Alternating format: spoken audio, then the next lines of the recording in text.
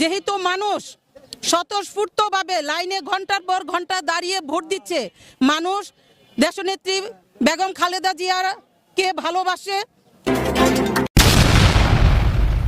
আসসালামু আলাইকুম, আপনারা দেখছেন এখন সংবাদ 24, সাথে আছি আমি অহনা। আগামী রাষ্ট্রনায়ক জনাব তারেক রহমানকে ভালোবাসেন, এই জন্য সকলে ভোট দিচ্ছেন।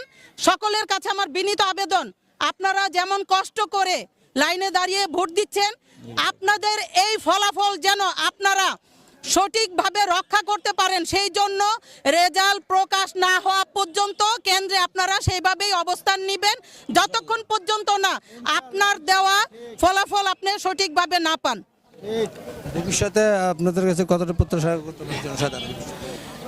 ভবিষ্যতে আমাদের দেশের জনগণ বাংলাদেশ জাতীয়তাবাদী দলের উপর 100% বিশ্বাস রাখতে পারেন, কারণ আমাদের দেশ আগামী রাষ্ট্রনায়ক জনাব তারেক রহমান যেই পদক্ষেপগুলো নিয়েছেন, ঘরে ঘরে আমাদের ফ্যামিলি কার্ড দেয়া, চিকিৎসা কার্ড দেওয়া, শিক্ষা ব্যবস্থা, মানুষের সুস্বাস্থ্যের জন্য, বিনোদনের জন্য এবং কৃষকের জন্য প্রত্যেকটা কথা চিন্তা করে একেবারে টপ টু বটম কোনো কিছু নাই 31 দফার মধ্যে নাই।